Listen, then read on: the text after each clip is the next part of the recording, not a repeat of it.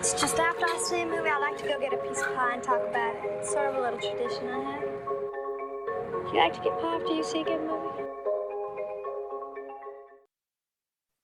Hey everybody, welcome back to A Piece of Pie, the Queer Film Podcast. I'm your host, Brian Rowe, and I'm here with my friend and contributor, Max. This week we have two very special guests. We have Drew and Glenn from the Gayest Episode Ever podcast. Hello, boys.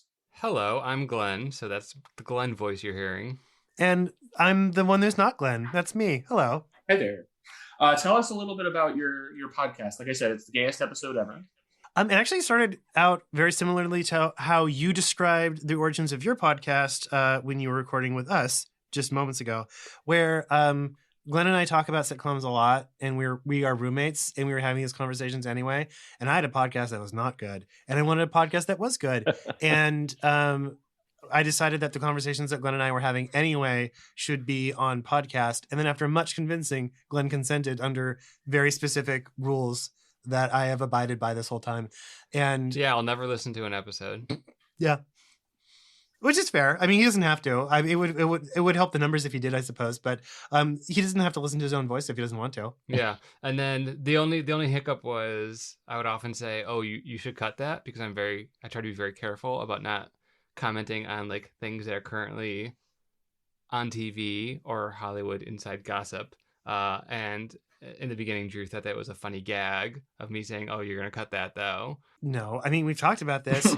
I cut all the ones that needed to be cut, and the ones that were clearly made as when you were clearly making a joke. It was your joke, not me. I don't want to fight about this on someone else's podcast. It's a podcast about gay episodes of classic sitcoms. This is say that right now, okay? I'm sorry, I didn't mean to accidentally start a fight. I apologize. No, they're in good company now, Brian.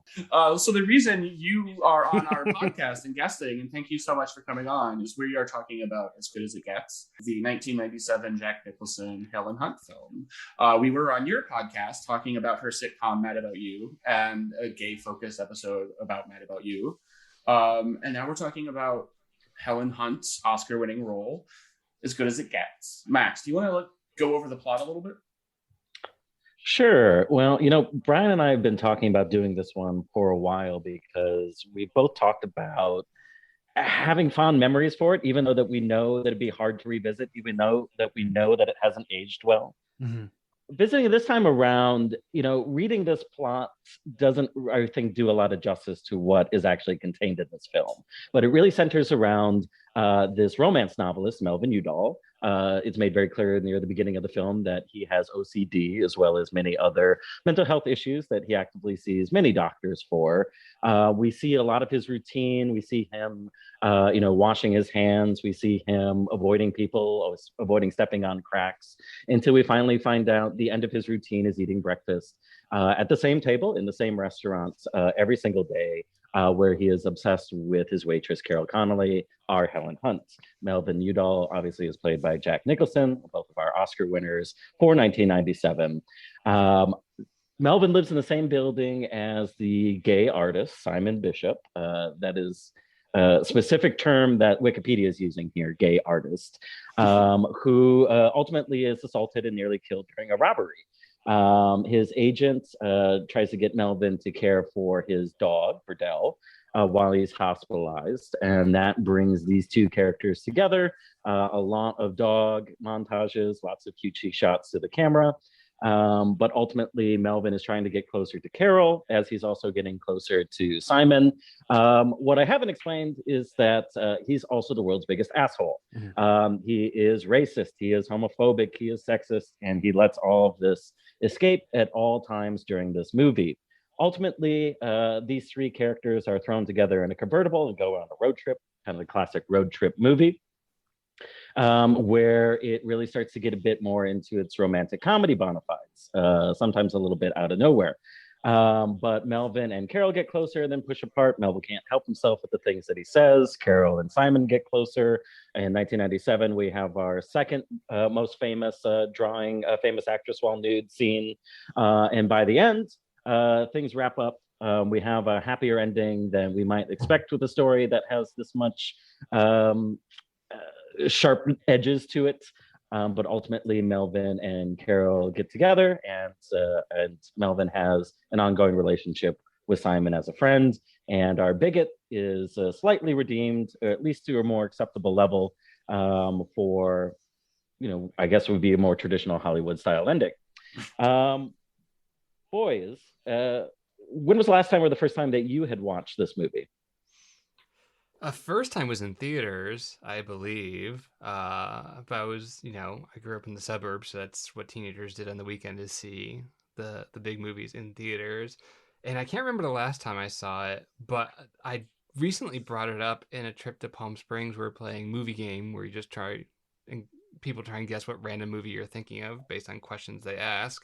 And it took my friends a long time to guess As Good as It Gets. Like, they even got so far as like gay artist beating and even Helen Hunt, and like it still just escaped them for a long time. And these are like movie people, and I was very frustrated, and I was trying to remember, like, I swear this was a big movie that lots of people remember. Yeah.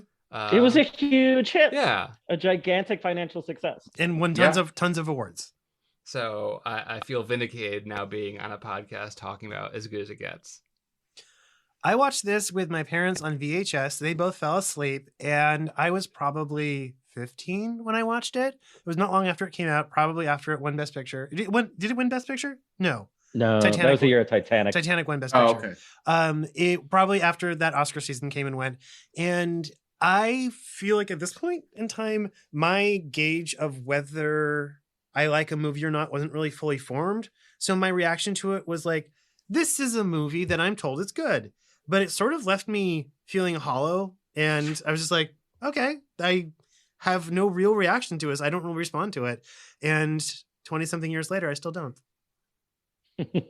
Yeah. I actually saw it in the theater as well. I remember I worked at a movie theater, and I saw it. I saw it for free, like, because I would see everything. Mm-hmm. But I remember seeing it like opening weekend with like a packed house. Like, it was a popular movie. And Helen Hunt was a popular actress for some reason. Or so they told us. Well, they kept putting her in movies, so why not? But yes, I've been wanting to do this movie for a long time, so I'm glad we finally got around to it. Because go ahead. No, I was gonna say, this is also one of the movies where I distinctly remember like all the Oscar clips. Mm-hmm. Yeah. I also remember random movie trivia for it. Like, I remember Greg Kinnear talking about how awkward it was to do his like Jack Nicholson impersonation on set. And I remember that there were 2 different dogs because you needed a cute dog for the close-ups and a smart dog for all the tricks. So I feel like this movie does have like a lasting impression on me. Well, I mean, it came out in a very heavy movie year. I think a lot of people point to 1999 as being one of the best years for movies, but 97 was, this is the year of Titanic and As Good as It Gets and Good Will Hunting and Boogie Nights and LA Confidential and Full Monty. Like, there's a lot of popular movies really jammed into this year. And, looking back on some of the trivia for this one, I was shocked with how much money that it ultimately made, and the fact that it's Jack Nicholson's second most successful film after Batman, of all things. That is crazy. So for a movie, again, with this many sharp edges, for it to be this popular, revisiting it for so long was almost a little bit bewildering. Mm-hmm. But I also, Glenn, came to it being that I was 12 years old and I was becoming a movie fanatic. I was realizing that I was this little homo and stealing my mother's Entertainment Weekly magazines. And the Oscars coverage was really breathless around this time because it was such a competitive year and movies were making so much money too. But again, it seems like such a weird, strange film to be so popular and to be so feted at the end of the day. And to rewatch it in 2021, woof. Which I think weirder is that like this movie spawned a lot of clones of like quote unquote lovable assholes being the center of the movie.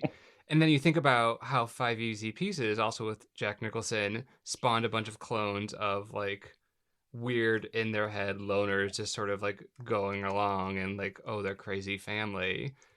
It's just an odd parallel that I hadn't thought of until this second. Jack Nicholson is somehow representing the perception of male masculinity and how toxic it is. Yeah. Right. I was dreading watching this movie because I knew it was going to be a lot to deal with. I had the weird experience of I do have a lot of problems with it, which we'll talk about, but I was prepared to have a lot of problems with the Jack Nicholson character, and I actually think he turned out better than I thought he would, and better than I remember. Most of my problems are with the other two characters, which was a major surprise. I mean, I think it's very clear that 100% this movie would not work without Jack Nicholson. His performance, the stardom, even still at this time, he's probably one of the biggest movie stars in the world. So much that could be interchangeable, but the movie rests on his shoulders, and it's very clear that audiences showed up and wanted to see him. I know that he kind of takes this traditional kind of like, it's not a hero's journey, but it's a softening of. But rereading up on some of the info of this movie, I was surprised, but maybe not that surprised, that this went through many permeations of a script before it ending up in all of these creators' hands. But that it was ultimately a much darker script, that it was not a romantic comedy, that it was much more of a drama. And I think that you can see that poking through the movie quite often, where this, is not getting a more sentimental treatment, where more original. But once James L. Brooks got on hand and rewrote the script, and there's pros and cons for that. There are a lot of pros, I think, in his writing ability, and especially coming from the creator of Terms of Endearment and Broadcast News, two stone cold masterpieces that, get the comedy drama equation right. And this one wants to do that again, but I think how successful it is up in the air now in 2021, but in 1997 people treated this as a huge return to form for him. I mean, I will say, like, I feel guilty saying, but like the movie still works on me. Like the parts where like the score kicks in and everyone gets their Oscar moment and has their little speech, I still, I feel bad in the moments they want you to feel bad for the characters, and I still root for certain character moments, and I still get mad when Jack Nicholson's character steps in it and just says the absolute wrong thing. And I do remember some of the trivia about the script going through changes and how originally like the movie was supposed to end with that first terrible kiss on the street outside the bakery.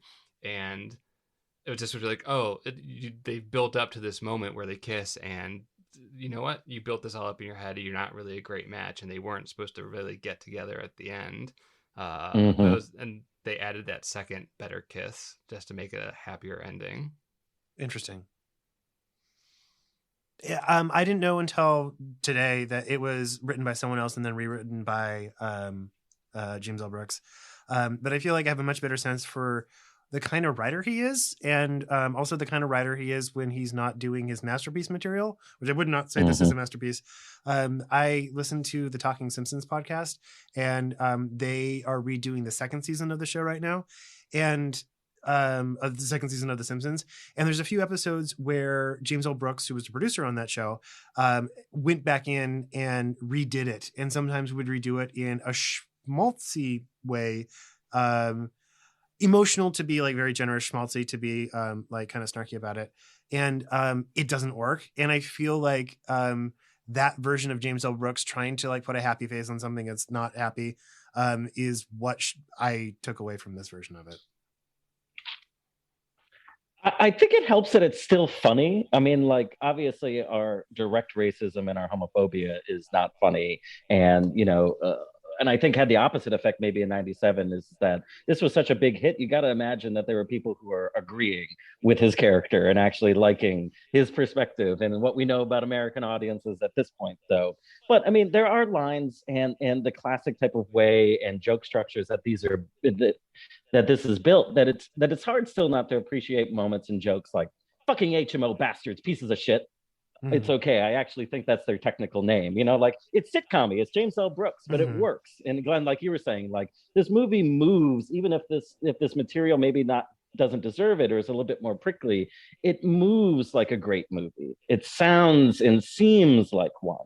And it takes its moments like that too. I mean, it definitely takes its moments. Like, I feel like I was saying this to Drew earlier, but it's long. It's a long movie, and I think half of that time is Helen Hunt delivering her lines in her head before she actually says them. Like, I think she always just gives the character she's opposite a moment to sweat before she says the withering thing she's going to say.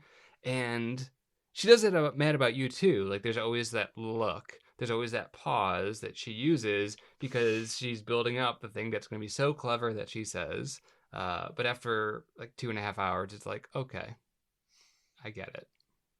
I am spoiled by the fact that we talk about sitcoms most of the time, but I like paused the movie and figured like this is wrapping up soon, and found that I was not even halfway done yet. And I was like, we've already gotten through all the things I remember about this movie. What the fuck else is there? And then I remember there's a road trip. They take a road trip together. I'm like, oh yes, all of this. I guess it does move along. It was just it was just a surprising experience to like feel how much it lingers. It is a movie that lingers. I think you could kindly call it episodic. Mm-hmm. Yeah, for sure. Well, the reason I always wanted to have, the reason I've wanted to discuss this movie on the podcast is because of the Greg Kinnear Simon character and its treatment of him, and how and even in 97, I was 17 years old in 97. This felt like the first time, like I had very recently come out to myself, but not to anybody else. But it felt like, oh, okay, this is what my life is going to look like. And it was this like pity sort of like angle to it for me. And one of the things about the movie that really doesn't age well is, and I mentioned this in talking about Mad About You, it treats his sexuality like something that happens to the straight people. Yes. And not only that, Brian, is rewatching this for the first time in maybe, I gotta think, almost a decade, and as many warm feelings that I carry along with me, it treats Simon's assault as something he deserves too. It really seems to make that like, well, he invited them into his place. He knew they were hustlers. This is what you're gonna get when you're gay. But did he remember know? a lot of that.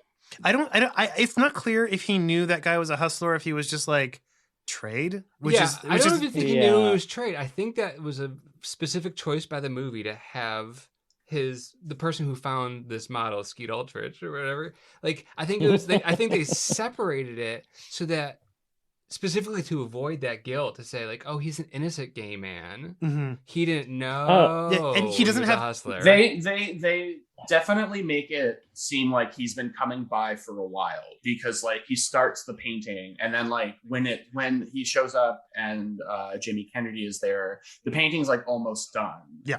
And like he's wearing a different outfit or something. So like he spent some time there, and I think what happened was like, I actually was thinking a lot about this when I was watching it this time, as I was like, oh, so Skeet Ulrich kept coming over and like told Jimmy Kennedy like, oh, he has all this stuff. Mm-hmm. And then like, let's go rob him. And then he shows up, he gets home early, and Jamie Kennedy is holding the thing, and he's the one that punches him. But like Skeet Ulrich, like for a moment is like, that's like not what he's there for. They're just trying to rob him. But and then the other guy starts beating him. I think not that I'm saying he's a sympathetic character. But I think the movie. I think what I'm saying is the movie bends over backwards to make it that Greg Kinnear is innocent of gay sin in these ways, like because he doesn't try. He doesn't try and sleep with the model. He doesn't know the model is trade. So yeah, he's gay, but he's somewhat blameless. So what I think it is like he has no sexual energy. He does not try to sleep with Skeet Ulrich, so they're making him as sympathetic as they can possibly be to the predominantly straight audience. But by the fact that they're at least hustlers, if not like explicitly gay characters, they are. The implication is that the gay lifestyle is inherently gay, and just being gay, you're associated with this kind of thing. And he does bring it on himself just by being gay, even if he does not exert any sort of sexual motive whatsoever. Sorry. No, Drew, I was just about to, that's my point. I feel in my head too, is it's the tone of the movie. It fits into that after school special. It fits into how gays were still being represented in 97 on screen, that it was just like, we can be sympathetic, but you're not exactly the hero here. You're creating your own problems still. Like, it's not repeating and agreeing with Melvin, 100%, but it's still, it's still got a little of this Philadelphia flavor. And as Brian well knows, like, Philadelphia is one of my least favorite fucking movies of all time, because like, I can't stand this whole stretch in the 90s where the tolerance, was really just for,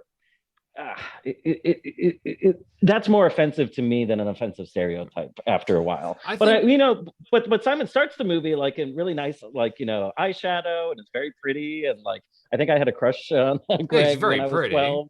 Yeah, but I think the biggest judgment the movie is making is when I think it's Melvin points out like, where are all your queer party friends now, saying that gay men, it's like it's all fun and games until something bad happens and all your gay friends are fair weather friends and everything you've built up in life can be taken away so easily because your life isn't serious. You don't have health insurance. This beautiful apartment is gone because you're not a responsible person. What you need is a straight person to be your friend, and that'll put you on the right path, which is essentially what it does. I think the term that's applicable here is angel gay, and it's something that comes up a lot in sitcoms. But it actually wasn't happening in 1997 in sitcoms anymore, and I think this is a result of James L. Brooks maybe not being completely with the times. It happened in the early 90s, definitely happened in the 80s, where at the time of AIDS, in order to make a gay character, Philadelphia is another good example of this, in order to make a gay character sympathetic, he has to be perfect and without real sin, and he can't even, like, you can't picture, he can't be like a lusty sexual animal. He has to be like denuded of all sexual energy so straight people can be uncomfortable with this person being on screen. And that is what Greg Kinnear is in this, except on sitcoms, they usually don't get gay bashed and horribly disfigured. And that's what happens even more, because I think James L. Brooks, I think this character has no real purpose in this movie other than to balance out the heinous like bigotry of Jack Nicholson's character.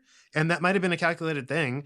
But I feel like James L. Brooks didn't feel comfortable just having an angel gay that would win over people's sympathies and balance out the equation of Jack Nicholson being an asshole. He also had to beat the shit out of Greg Kinnear so people would, who even might not like gay people, have to feel kind of bad for him because he had this like physical trauma. And it's really fucking offensive and I hate it. Sorry. No, exactly. And that's, you tapped into exactly like the stuff that fascinates me about this movie. And that era is that was, and because even then it's like we're casting Greg Kinnear, and he's only gay because he's bleached his hair and the movie's telling you he's gay. He does nothing. He doesn't clock as gay at all, other than like the movie's telling you. Do you guys think that Cuba Gooding's character is also supposed to be queer? Yeah. Yes. It is. I think it's interesting that even having, he's got the gold earring. He code switches. Like when he heads back to the party, he puts on his gay demeanor and minces back into the lively section of the apartment. Or do they have any sort of relationship, or is it just a business relationship? Just business. So it is interesting to me that I have to even ask that question and be like, I guess there's something here, but it's never explicit. It is something that is coded in a way that I think a non-gay audience would not necessarily perceive. Like a white person who doesn't have black friends might not realize that this black character is a gay black character. They would just be like, oh, he's a black character. Okay, I'm not hip enough to pick up on the fact that he has some like queer mannerisms. And it is weird that I think there's hints that he might have some feelings for Greg Kinnear's character, possibly, but that's as close as the movie is willing to get. Like he doesn't even get a real. He's not allowed to have someone have a crush on him even. I remember at age 12 thinking that he was Simon's boyfriend. You know, that he was his agent, but he was also his partner. But fun fact, at least IMDb trivia, is that James L. Brooks and some of the creative team decided that his character was bisexual, which opens up a whole other can of worms. So. And it's not communicated in the movie at all. Hey, I'm happy for bisexual representation. Right? I just hate that it's Cuba Gooding Jr. Yeah. I hate bisexual representation when it is completely invisible and there's nothing about his character that reads as even anything other than coded gay, I guess. Maybe a bi person would read it differently, but that is a surprise to me. This, by the way, I think that's just straight people making their own decisions without knowing anything about anything. And a bunch of straight actors being like, whoop, I played it too fey. This, by the way, is the reverse compliment sandwich I was talking about, where rather than like Mad About You is giving you a gay theme through like a heterosexual theme, this is sneaking a gay theme in, but it's only to balance out something that's like heinously bad. Does that make sense? Sure. I feel like is key to like why we're discussing this movie, and like it's just like I said, it treats his sexuality as something that happens to people, happens to straight people. And it's so and he doesn't, like I said, he doesn't clock as gay. They tell you that he is, and then like there's that whole scene where he's like drawing and like he's, the angel, he's being like this perfect angel gay, but not honestly contributing really anything to anybody's art. He's just there to make their lives look better. Mhm. And there's like a quick moment when I feel like the movie knows that, and he's like, because he's like, oh, don't you ever wish that you weren't gay? Like, don't you think your life would be easier? And then Greg Kinnear is like, well, do you think your life is easy, Melvin? And like for like a quick second, you're like, oh, okay. Mhm. But then the whole, like, it's this weird understanding, but then everything else around Greg Kinnear just undermines that line in that moment. Right. Well, they still had to get to the parents' melodrama. Yeah. He had to have his big Oscar speech, the big sweaty wad of money, but Brian, what can I say? Like in '97, we were eating up every crumb that we could get. Yeah. Like I was invested in Simon. I liked Simon. Like I was worried. But I also, what you said, Brian, earlier. But it was said earlier. But I think part of this movie's lingering effect on me at age 12, though, too, was this general tone of this is what's going to happen to you if you move to a city and you're not careful enough and you're homosexual. Right. And, for a kid contemplating coming out to his parents, learning that he was gay early on and thinking about that, movies like this maybe help contribute a lot of fear, a lot of misconceptions that I carried on to, even though that, like I've repeated several times, I still carry a lot of a warm affection for this movie, even where I can see that it was harmful. I think Melvin is the gayer storyline for me. There is something about his romance with Helen Hunt that reads as very gay to me because he loves her from afar. Like, he visits her place of business. He builds up this relationship in his head. And I think there's something that this movie does that perpetuated a lot of crushes that I definitely had that definitely were not, like, they were doomed from the start. And this movie kept encouraging me. It's like, oh, at least you know who you want. Don't you see how powerful that is? How special that is to know the person you love, even though it's clear that they don't really love you back yet.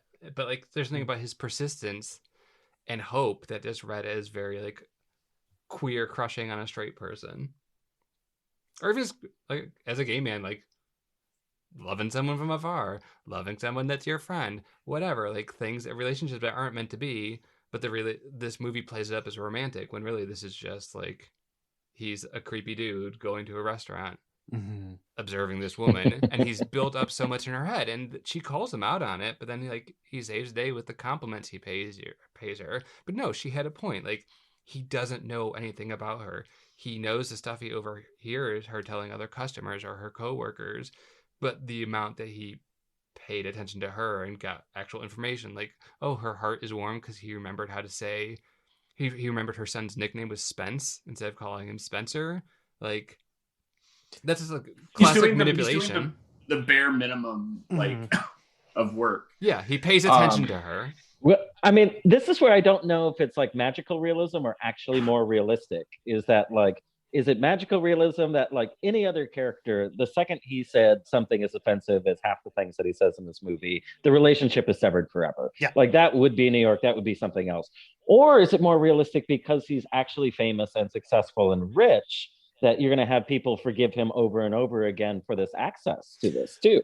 I mean, this is a weird kind of uncomfortable thing that this movie sets up that goes. The creepiest part of this being that like he pays for the medical care for Carol's son, and he helps Simon out in a way. And it's just kind of like, is he buying these people so they're beholden to them?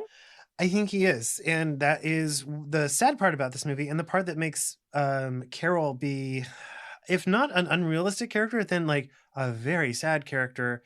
It's not the compliments that I think wins her over in the end. It's just the fact that she kind of needs him because she's fucked for caring for her sick child if she doesn't have the support of this like patron. And that might be, at the very least, that's what makes her linger around longer than other people would need to, because she's dependent on him. But that's such a shitty situation where this woman who is like, has her own thoughts and dreams, ends up having to hook herself to this guy who, at the end of the movie, has shown that it's possible he could become slightly less of an asshole, and maybe one day could be somewhat less of an asshole. But it's going to be a lot of work, and she's going to have to put up with it. And I don't think that's going to be a great situation for her. That shouldn't be her responsibility. She's already a mother to a child, and she has to be a mother to this fucking asshole who, yes, has mental illness, and that affects his behavior to a degree, but is also just a piece of shit. But does the movie tell us her like hopes and dreams? Because we know the other male characters, one's a novelist, one's an artist, and then she's a server at a restaurant who takes care of her son. And I mean, I guess that's her hope and dream, is that her son is well and taken care of. And she gets her speech about just wanting male attention of any kind, and that she feels bad that she makes her son hug her for longer, which is truly sad. But like, in terms of characterization, like the movie doesn't really give us anything about like who the father was and how she got in this situation, what she wanted to do with her life before she was trapped working this job so she'd be able to have a steady paycheck to take care of her kid. When I say hopes and dreams, the one thing I'm referring to is she dates that hot guy, right? And that date does not go well. And with Del hair, yes, with Del from Caroline in the City hair, and that doesn't go well. When I'm talking about hopes and dreams, all we really get is that she's longing for a man. I think she wants someone who is probably a better match for her than this old piece of shit is, and that's who she gets stuck with in the end. And I feel bad for her for that, but we don't really get a gauge for what she wants out of life aside from that. That's her whole speech, is like when her whole like crying sad Oscar speech is about how like she wants a man for something as simple as holding his hand, and like and a normal boyfriend. Yeah, it doesn't exist. Now that's a good laugh line. Yeah, I think that was her Oscar clip. Yeah, we all do, dear. It doesn't exist. She was not. Yeah, it's definitely her Oscar clip. Yeah. Oh, the mom was nominated? Yeah, for Best Supporting Actress, I believe. Wow. Oh, good for her. That's a fairly small role to get nominated for, so good for her. Just a clarification, she was not. Oh, well, why did she get an Oscar clip? I feel like she was nominated. In my head, she was nominated. No, well, she was probably in her Oscar clip, right. Yeah. or like maybe like the best picture like clip or something. Well, she deserved a nomination. Yeah, Shirley Knight. Shirley Knight did get a bunch of smaller critic choice awards. Maybe not Critics' Choice Awards, but critics groups. She got some awards. Good for her. Maybe that's what I was remembering. I was surely watching those as a 17-year-old. What I do think this movie does well is that it uses some of like it's clearly like a broad comedy, dramedy, rom-com. Like it's for the masses, but I think it uses some of the language of like smaller films. Like it does its work when it's like with the whole like metaphor of him like quadruple locking his door. Like the movie starts with him like locking that door, locking himself in away from the world, and it almost ends with him like forgetting to lock the door. He's finally like he steps on the crack, and he steps on the crack. The very last shot. So it's also significant, everybody. But that's the thing, is like it's I think it's encouraging people who may not be looking for those sorts of things in the movies. It's giving them a taste of it, and I think that's nice. I was sort of impressed with where his character goes. Like I said, he doesn't end up a good person by the end, but I was worried that this was going to be a movie where either the mental illness is played off as a joke and we're supposed to laugh at the person who can't control himself from saying the wrong thing, like Sophia on Golden Girls, or that it was something where he's going to be like his mental illness makes him a villain necessarily. I think it does a really good job showing how like mental illness affects how you act to a degree, and then the other portion of that is who you are and what you can do with like your basic core personality that you can develop and grow in any way you want. And it shows that growth is possible, and that's actually a subtle, nuanced message that I was not necessarily expecting from this. I expected that like kissing Helen Hunt would solve his mental illness and be happy at the end, and that's not how this ends at all. And I can appreciate how he's like an Archie Bunker character who's used a lot like Archie Bunker was in All in the Family, but is used to pretty good effect to make us feel one way about him, and then we watch him evolve a little bit, and that is a nice thing to see. So that was a surprise to me, that like I would actually be pretty much okay with the way his character works. Yeah, I made this parallel when we were discussing this in terms of Mad About You, but like this is a movie where the only thing that helps a man distract himself from his own problems and the things that keep him a prisoner in his own home is by starting to care about other people's problems. And it's only when he like takes these other messes into his life that he gets out of his own head. And I think that's a perfectly fine message to put into the world, that like care about other people. It actually like makes your life better. Yeah. And you know that it took lots of turns and twists to get there, though, too. Like, they felt necessary to insert the, going to his apartment in the middle of the night to say, I'm not going to sleep with you. Never, ever, ever. And it's well, I'm sorry, we don't open for no sexos until 9 a.m. To be kind of like, okay, they changed their minds or they grew, And this is where I think, James L. Brooks, even though that this is not completely successful, this is not Terms of Endearment or broadcast news, still has a wonderful commitment to really not having one tone. To really slide into comedy, to drama, to romance, as much as you'd expect normal life to do, where that's not going to fit any of those modes. And a romance and a happy ending never lasts forever. Mm-hmm. So I guess if I add a couple points by the end in that ending, but when I realized that it's just like, okay, this movie's being honest that this is an odd queer pairing and probably won't last, but they're going to try to be kind to each other. And work something out, if you still ignore all the creepiness and everything else that's happened for the last 2 hours and 20 minutes. I wish it was a little more ambiguous about that, as opposed to just directly showing you this happy ending. Yeah, I think so too. Because there's that effort, and it has that very sort of like shaggy sort of, you're right, like sitcom kind of feel, where like different scenes have like completely different tones and vibes, like they feel like different episodes of TV shows. I have a question for you guys, and it is about James L. Brooks and to what degree we feel that Melvin is a stand-in for himself. I feel like he read that script, saw a lot of himself in it, and took some stuff and tried to make it kind of his own in his own weird way. Yeah. I mean, even if that's not what he intended, and sometimes authors don't do that intentionally, they're like, "Oh, I didn't plan this prolific writer to be a stand-in for myself." And I am myself a prolific writer. That is what people are going to assume, or like guess at least. And I keep thinking about that scene he has with the receptionist, where, by the way, I did not realize that was Julie Benz from Buffy. I was very surprised that she was in this movie. Good for her. But he has that line where she asks it's like probably the most famous line of the movie, where she asks how he writes female characters, and he gives a very insulting answer. And I think of a woman. No, I'm sorry. I think of a man. Yeah, I think of a man, but then I take away all accountability and reason. No, your first answer is the better answer. That'd be a much better. How do you write women? I think about women. And then, and then the elevator closes. Oh, that was apparently an real quote by John Updike. See, I don't think it is. I think that is an urban legend, because I tried to find it, and it is not documented a single place online that he actually said that. So it might have been an urban legend that was floating around back at the time before we had internet research capabilities, and it's something James L. Brooks heard and decided to appropriate for this movie. And that itself is meaningful. But if it is, like, there's no Snopes page for this, so it was not something that was easy to debunk. But I really tried to find where that quote came from, and maybe it's a paraphrase that I just couldn't pick up on Google. But the fact that he chose that is very interesting.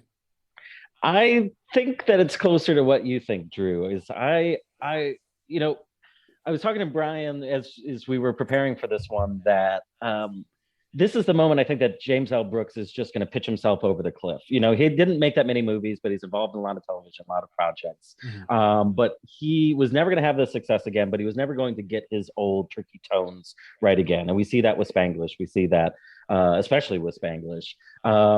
And I think that he's letting himself out more. Unfortunately, the guy that used to be able to direct and write women extraordinarily well is getting older. And I mean, this is not an equal hander between Helen Hunt and Jack Nicholson. No. This is very clearly Melvin's movie. Mm-hmm. And that's a change from a guy, that gave us broadcast news, right, that gave us very complicated and knew how to, I think, he knew how to give his actresses more than it seems to be once he reached this point in 97 and then moving forward. Mm-hmm. I agree. I think easily the highlight of As Good as It Gets for me is a lot of the dialogue. And a lot of that dialogue feels very Brooks. It feels, some of that really comes through. Like the, it doesn't exist, honey, line. And I wanted to talk about the cast, though. I know we've talked a lot about Jack and Helen and Greg, but it bears mentioning, speaking of James L. Brooks in The Simpsons, Yeardley Smith in a rare live action appearance. Mm-hmm. Didn't really know what her job for him was, though. Like, is she an just assistant? to show up? Is she an assistant? Probably. of I some don't know. sort? She's dressed. He doesn't make that much money to be an assistant. Yeah, she's dressed very. I feel like she was another sort of agent that was different from what Cuba Right. Gooding Jr. was, because she was dressed very nicely. But yeah, it was unclear, and also she vanishes after. We didn't talk about the Yeah. scene. We didn't talk about the scene where he sees how fucked up his face gets, and The Frankenstein Joker moment? okay, so number one, this movie did come back into my head. I injured my face a few years ago, and I remember while they were putting stitches on my face, I was thinking about this part of As Good as It Gets. I'm like, I hope it's not like that, and it wasn't, which is good. But it was really weird to watch the scene because the scene plays off vaguely like comedy, where Yardley goes in and tries to present like a brave face for this like business associate / friend who's going through a very, very hard thing. But when she sees his face, she immediately cannot hide how awful it is and starts sobbing. And then Cuba Gooding Jr. comes in and has the exact same reaction. Like it is so bad they can't contain themselves. And it's kind of humor, but it is weirdly humor that comes off at the expense of the man who is viciously attacked, sort of. It's just a really fucked up thing that I felt weird about watching. It's a very weird tone revisiting it this time. I like, even as a kid, I knew that this is like halfway between comedy and like horror movie, but like they play it both ways. And even though that they've got these kind of comic moments, there's something that's really unsettling about hearing Lisa Simpson weep and gasp at this really horrific makeup, like a very like disturbing makeup job. Yeah, it's real bad. Although I was just listening to her true crime podcast this morning when I was walking my dog, so I hear her talking about awful stuff all the time now. It seems less weird. Is it good? It is sort of good. I mean, you could say it's sort of propaganda because she's talking to cops and having them tell their stories, but it's like small town investigations, and they are pretty interesting. So Great. decide for yourself. But yeah, Yardley Smith is one of the people I forgot was in this movie, and that was a very surprise cast inclusion of among many others. Well, there were so many directors. Brian, I'm sure that you like kept track of some of them, but I mean, we've got Harold Ramis, we've got Lawrence Kasdan. Like, how many more did I miss? Shane Black. Shane Black was a crazy one. My surprise cast inclusion was that this is Maya Rudolph's first speaking role ever on screen, and that is also my Paul Thomas Anderson connection for you. Oh yeah. She looks like a baby. So young. Like, she was on SNL not that much longer after this, but like she looks like an absolute child, and it's weird to see her look so young. Yeah. So can we blame this movie for the fact that Pay It Forward existed? Yes. You can blame this movie for the rest of Helen Hunt's career, which is what about we need to talk about What Women Want, starring Mel Gibson and Ashley Johnson. Ashley Johnson and Helen Hunt should play mother and daughter in something. I would believe that. I think they'd be good on screen together. Well, maybe the What Women Want sequel. They made a What Women Want sequel called What Men Want. Oh, well, we know what. Was it a sequel or was it like a reboot / make? I can look it up, but I feel like I looked it up. I think it's the same universe. Yeah, I believe it is the same universe. Everyone wants their own MCU at this point, so we're gonna have what cats want, what dogs want, what babies want. It will get there eventually. I mean, if we go pitch What Dogs Want in we'd have to call it Who's Wanting Now. Yes. They made that too. I forgot the dog one was my favorite at the end of that series. With Danny DeVito and Diane Keaton. Oh, was it Diane Keaton? Midler? Yeah, it is. No, it's Diane Keaton, yeah. Oh, why did I think it was Bette Midler? Oh, because she played a poodle in Oliver and Company. There you go. What movie are we talking about?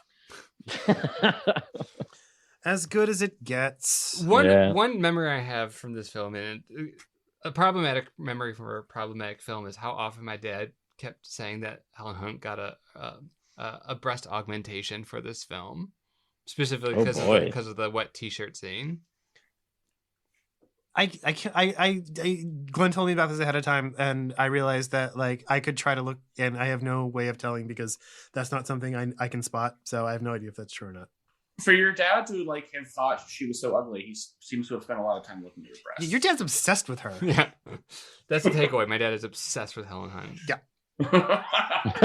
I'm glad somebody is. My what is it about our parents hating on Helen Hunt for this? Because I have a very strong memory, my mother having a visceral dislike of her performance in this movie, and she picked up on like very specific things but she like hated her winning an Oscar, she stopped watching Mad About You, but there was something where she just like looked at Helen Hunt and was like, I don't like you anymore, but she blamed it off of her having an inconsistent accent. I was gonna say, I was literally about to ask, Does she try? Is she trying to have an accent in this Yes. movie? And so I watched it, and it's not as glaring to me, but maybe just because I've watched it so many times on VHS as a kid. But like, she starts off with a honking New York accent, gives up on it, and then but a couple scenes she will still go back to it. Yeah. Like it's like Carrie Fisher doing the British accent in the first Star Wars, where it's just kind of like, what are you going for? Yeah. I noticed that first scene. I'm like, I don't remember her doing an accent, and then I didn't have that thought again. So you're probably right. I feel like it probably just depends on when they were shooting it. Like, she probably just switched halfway through production. Because that's why it's like at the beginning and then kind of at the end. Because they're all kind of like... You'd think you have a person working on set to be like, hey, remember, you should do that line again with the accent you had in the previous scene. Yeah, she would have a dialect coach. You would think, yeah. But that accent definitely comes and goes. James L. Brooks didn't spring for that, I guess. I don't know.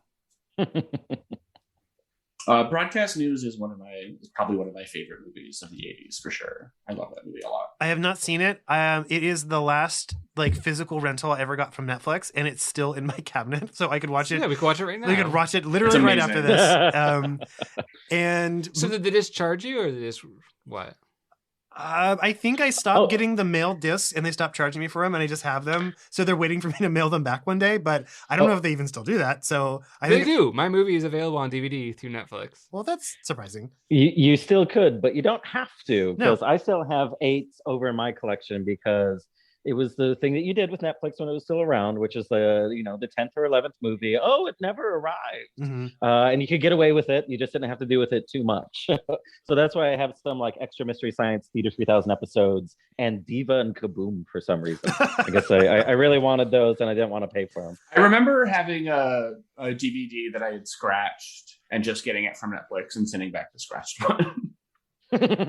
You all are admitting to a lot of crimes on recording. I didn't commit. Okay. I didn't commit. A crime. I would be happy if somebody from Netflix was listening to this podcast. Honestly,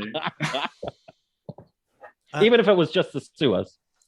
I also like that because I grew up watching The Simpsons. Most James L. Brooks movies I know as various porn parodies that show up on like marquees of porn theaters. So Broadcast News is Broadcast Nudes. Terms of Endearment is Sperms of Endearment, and I'll Do Anything is I'll Do Anyone. I had completely forgotten I'll Do Anything. I had mixed it up with, what was the Woody Allen musical movie? Everyone Says I Love You. There. I always mix up those two for like some explicable reason. I've never seen it. There was a season of You Must Remember This that talked about that production, give a whole episode basically to that period of time. Oh, I do love this. I just was scrolling through the trivia. Woody Harrelson read for the part of Simon. According to Harrelson, he went to femme on it.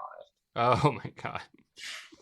I think Greg Kinnear would probably play a better gay man than Woody Harrelson would, but I've never seen Woody Harrelson play gay, so I don't really know. But apparently he went to femme on it because, like we talked about, like Greg Kinnear doesn't go femme at all. No. He does a little. He puts it on in some instances. Like it's the early scenes. It's like 5% there and then 0%.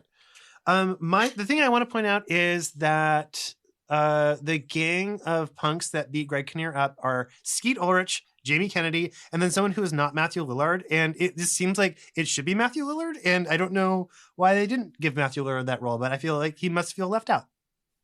It should have been the whole cast of Scream. Yes. It is a complete missed opportunity. Yeah. You get Nev Campbell in there, get Henry Winkler, like really just get the whole cast. No one would see that coming. It would be great. Mm-hmm. I would watch that. That would improve this movie in my estimation.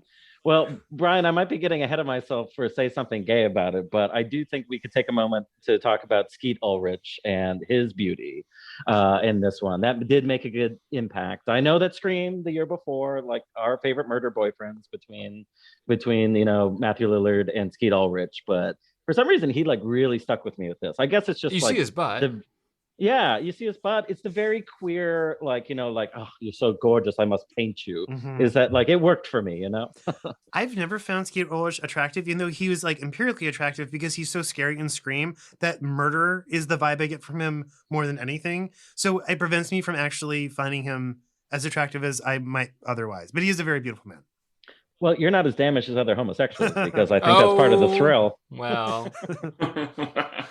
Or given that my favorite show is Hannibal and that I have many favorite things that are about murder boyfriends. Hannibal's I think I get Hannibal entirely. Yeah. I guess Skeet Ulrich is just a different thing for me. Also, it does not help for me that he is dressed like Johnny Depp during his worst period. Like he's dressed in this movie like Johnny Depp would be dressed in like 10 years. Right. I was like, that's not my favorite look on a guy, but whatever.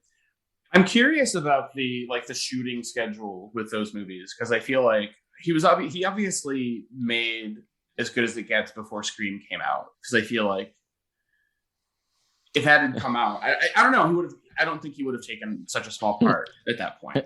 I guess Matthew Lillard was doing Wing Commander by this time. Oh my god. Or how what is it, the 13 Ghosts? So oh yeah, we're getting the 2000s now. Yeah. No, I think this happened a year. So Scream came out in December 96. This came out in December 97. So it was a full year. So this was post Scream for him, I would imagine. This was him getting slightly artsy. He can do teen thriller and also prestige Oscar movie. Oh, but wasn't the problem? I think it was it Chill Factor that put him and Cuba Gooding Jr. together like soon after this, and then that like derailed both of their careers. So it's just like you were doing good, and then you chose hokey action, and it completely like got away from you. I mean, Snow Dogs and that like gay cruise movie. I do want to talk about the gay cruise movie. I really Five do. Dog Now. No, but I could see it being like he shot Scream and then he went and shot As Good as It Gets, but they hang on to As Good as It Gets for like award season. Coming off of Scream, he'd be like, I want to do something softer too. I want to show my range. I could play a call boy. I can play a murder boyfriend and a call boy. That's range. I could do a murder call boy too. Yeah, as we established, he's not the one that beats Greg Kinnear. That is Jamie Kennedy. He's the least... Jamie Kennedy also, like, he gets some kicks in, but the one who does the coat rack to the face is that third one. I don't know. Not Matthew Lillard. Right. That's why he's not famous. Yeah. If it had been Matthew Lillard, he would have done it. I do want to say regarding Jack Nicholson, my favorite performance of his is still About Schmidt. I think he's absolutely fantastic in that movie, which is not the movie we're talking about, but so you want people to watch it. I feel like About Schmidt also may not exist if it wasn't for this movie, because he's playing like something along similar lines, but like further down a specific path in some ways. I don't know. It's been a while since I've seen it. But you could these two characters have something in common that maybe Alexander Payne saw this and was like, I want to write a movie about a miserable old man as well. But I just feel like they're very similar, but Jack Nicholson plays them very differently. Yeah, and that's what I like about his performance in About Schmidt, is that he like just sheds all of that Nicholson stuff. Well, not to go back too far to the beginning of our conversation again, boys, but something interesting that you had mentioned did this kick off, a series of movies of lovable assholes? And indeed it did, but it also seemed to presage and coming right ahead of, the major assholes on television, like right before Sopranos hit, right before the other anti-heroes hit. And it does seem like a lot of that causticness and willingness to take chances on these type of caustic characters soon transferred to television. And this is why I think that this movie is often the prime example of like, you can't make this today, but specifically in a movie environment where people aren't going to spend that money to watch someone be so awful for 2 hours at a time when they're in the comfort of their own home and don't have anybody looking at them to actually see the enjoyments that they're maybe getting from a lot of this bad behavior. There's maybe a little feeling of safety. But I will tell you, I mean, like I saw this and like the terrible things that he says, especially his anti-Semitism, like worked as punchlines for people in the theater. Like the success of this movie, and I think a lot of its lasting legacy is both interesting, but, it's also kind of troubling. Like we would talk about this in this day and age and be kind of like, oh, this guy would obviously support Trump. Like, yes, a lot of this is mental illness, but we would be focusing much more on all of his bigotry. I mean, supporting Trump is also mental illness. But like, I do think we're probably like 2 years away from some conservative movie studio trying to like remake a movie like this for like $1 million. And they'll say it does really well. And it's John Voight. Yeah. Did you see that Gina Carano just got cast in a movie about Hunter Biden? Oh, great. No one wants. Oh no, but that's good. Even Republicans don't want to see that. They're like happy it happened. They're like, they don't want to watch that. Why would they want to watch that? Whatever. Yeah. Aside from Alexander Payne's movies, what are examples of movies that follow this one that were about assholes? I'm trying to think, and my brain's not coming up with any. I don't know. I mean, all of Alexander Payne's movies Yeah. are this. Ben Stiller movies. Oh wow. Yeah, I think we would get into like the gross out comedies and the cringe comedies. Like I think, Something About Mary soon after this, or the next year. I think, Wes Anderson would actually do, I think, a lot, actually took a lot, maybe not influenced by James L. Brooks or As Good as It Gets, but when you get into Rushmore, when you get into Life Aquatic, you get into Royal Tenenbaums, I think is the best way of being able to build a movie around an unrepentant asshole and humanize them at the same time. Is cast Bill Murray. Or Gene Hackman. Yeah. So what you still yeah. need is a beloved movie star, and people will allow you to still be an asshole. I would say the long line comes to not just television and everything else, but Alex Ross Perry is probably a good example of somebody who can do this type of caustic, but also interesting and less schmaltzy version of this in modern times. That's an interesting question. Like, what is the best female version of this? Citizen Ruth. Oh, maybe like Gina Rollins, like if we want to like go back further. But I think Elizabeth Moss fits a lot of that good mode for like our best female asshole working in movies today. Yeah, when we had all Young adult. Oh yeah, that's a good example. Yeah, she's a total asshole. She's a great asshole. Yeah. Who also doesn't really ever get it in the end and is just going to be fucked up for the rest of her life. But yeah. Rachel getting married. Mm-hmm. I suppose Noah Baumbach is probably another good example, but for telling you the truth, I actually don't react well to a lot of his movies. I'm trying. Well, they feel very like that sort of like nerdy New York energy. That As Good as It Gets tries for, and that Men About You even tries for a little bit. I think Noah Baumbach is good at that. What was that? Is that a cat? Is that a kitty? Yeah, it's Daphne. Hi. Name for Frasier's Daphne? I guess Niall's Daphne. It was technically Daphne du Maurier, but I named her for Daphne from Frasier.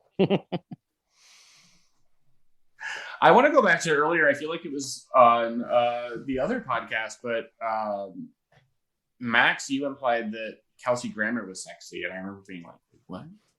That I also picked up on that and was disturbed. I mean, I was like, in our discussion about Ban About You, and I hope everyone does, has listened to that first, so some of our pieces fit together. But like, I just feel like most of the sitcoms out of the 90s and some of these lead actors weren't necessarily sexy people. Obviously, people had many opinions about Helen Hunt. I think a lot of us young gay men may fall in love with her through the movies and TV that we discuss. But like, I always fall in love with sharp-featured women like Jodie Foster and everybody else, because I am a gay man too. But that's my roundabout way of saying that, I kind of miss when they gave us more regular looking people now than like turning on CW or whatever, like Netflix or something, is pumping out at this time with perfectly chiseled 20-year-old gods. Even cartoons have to have beautiful voice actors now. It's crazy. Or you're going to put like Jared Leto, in character actor makeup for every goddamn movie at this point. It's just like, let's unconventionally attractive, heavy and, bald people play themselves, for goddamn it. Burned fat suits. Fat suits should not exist. I agree. What about in the case of a flashback or a dream sequence? Do a Christian Bale and gain that weight. You have to really commit. Yeah. Just wanted to just for clarification purposes. Well, I guess that's as good a segue as any into our Say Something Gay segment.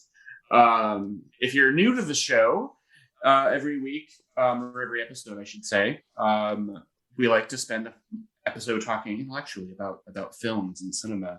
And the idea is that at the end, we say something gay about it, something stereotypically, ridiculously gay, like this person's hot, or boy, that was a great outfit, or whatever it is. So with that in mind, who wants to start with our Say Something Gay? Greg Kinnear's chest hair. Yes. all of Greg Kinnear's clothes in this movie suck, and I don't know if that's emblematic of them not knowing how to dress him, or if that gay men in 1997 just dressed like garbage. But like everything he's wearing is like, except for showing off his chest hair, is very unflattering, and his t-shirts are like big and like formless. And at the very least, we've made advancements in the form of like t-shirts fitting gay men's bodies in flattering ways, and that is not something that was happening in 1997. I think Cuba Gooding Jr. is pretty well dressed in the movie. He is, and that's made, it's like Helen Hunt shining on Mad About You. It makes Greg Kinnear look all the worse because he's dressed like these like formless clothes that just are not flattering on him. Well, in the second half of the movie, he's recovering from a heinous injury. Even has a cast. Even before that. Fair. Yeah, I mean, I think if you're recovering from an injury, that you can wear a baggy t-shirt and pajama pants. I'm sure there are gay men who would not do that, but you are correct. I'm wearing pajama pants right now, but whatever. I'm wearing shorts. Anyway, Max, did you have a say something yet? I think I already made my love of the beauty of Skeet Ulrich known. So I'm going to have to swerve and say that I tried really hard to pick out Maya Rudolph this time, and I think I saw her. So that will be my additional say something gay about it. Oh, and that Missy Pyle shows up as one of the waitresses too. So. That was delightful. I'm always happy to see her. And also, God bless her. Wait, was that Elephant Girl? No, that was the taller brunette waitress. I'm always happy that Missy Pyle exists because clearly she's had to work extra hard to have that name and still become a famous actress, and she has succeeded. And I'm sure there's agents who be like, you have to change that name. And she was like, no, I don't care that my name sounds like Messy Pyle. I'm going to keep it, and I'm going to be in movies anyway. And God damn it, she was, and I salute her. My name is Steamy Lumps. I know that she's had a successful career. It's not like she's been underused or anything else. You know, she's been an Oscar Best Picture winners like The Artist. Mm-hmm. But I still think that there's way too many gay men that are sleeping on Missy Pyle. And she needs to be an icon on the level of Jennifer Coolidge. And she is one of our best comedians out there that should get some more notice. So I guess that is my final say something gay about it, Brian, is homosexuals, please seek out Missy Pyle movies beyond just Galaxy Quest. Justice for Missy Pyle. Got it. My say something gay was either going to be Skeet Ulrich or Greg Kinnear. Now I'm at a loss. I don't know. I really like the house dress that Jack Nicholson makes fun of at the end of the movie that Helen Hunt is wearing. The red polka dots. I think it's real cute. I think she looks cute in it. Yeah, it wasn't dowdy at all. That was like an extra mean thing. He just doesn't know what the fuck he's talking about, stupid asshole. Yeah. I thought it was... I agreed with him. I thought it was a little mousy. Well, good. You're on team asshole. Congratulations. I mean, it does seem like something that you and I might say, Brian, or be kind of like, I can't believe I had to get my own jacket when you're just wearing that. I can hear that. I mean, also Kenny from Frasier shout out. He was the restaurant guy who made Jack Nicholson. That's where I know him from. I could not place him, but he did look familiar. Our final crossover of sitcoms tonight. Wait, who was he? He was the station manager on Frasier. He was the host at the restaurant that made Jack Nicholson put on a jacket. Oh. And one of the only other straight men on the cast of Frasier. Yeah, actually. The busboy who gives him, very unethically, by the way, Helen Hunt's address is now in the Ant-Man movies. Oh, good for him. Miss him stuff. Yeah, he should not. That have would sold, be like should not have sold out his coworker like that. That's very unfair. No, that's very yeah. No, and I wondered, and I don't want to go back into it, but I just remembered that while we were talking about Jack Nicholson, I wanted to point out that in 20 years in the restaurant industry, I've worked at places that had a Melvin, and it's a fucking nightmare for everybody involved. And with that, thank you so much. Which means tip your servers. I was going to say please. tip your servers. Yes. With that, do not try to stalk. Do not try to stalk and fuck your servers, please. Do not date anyone in the service industry. Well, thank you so much, you guys, for coming on. I've been looking for a reason to get to As Good as It Gets, and this conversation couldn't have gone better. So thank you so much. Tell us where to find you on the internet. If you'd like to send me your sketches of Helen Hunt nude, you can do so on Twitter at iWriteWrongs, IWRITE wrongs. And I'm on Twitter at Drew G. Mackey, Mackie, and Gayest Episode Ever is on Twitter at Gayest Episode, just like it's spelled. And then if you want to listen to our show, we're at gayestepisodeever.com, or just look for it where you would normally find a podcast. We're probably going to be there. And if we're not there, tell us, and we'll put ourselves there. Excellent. Thanks again. Seriously, go check out their podcast. It's one of my favorites. Max, where can we find you? And I'm at Max Bever on Instagram. Excellent. And I am So Brian Rowe on Instagram, Twitter, and Letterboxd. Please give me a follow over there. And you can find the podcast at Piece of Pie Pod at Instagram, Twitter, and YouTube. Thank you so much for listening. Thank you once again, everybody, for coming on and talking about this very seminal 1997 movie that I literally saw in the theaters, and I've had a love-hate relationship with ever since. Go check out Gayest Episode Ever, and we'll see you soon. Bye. Goodbye.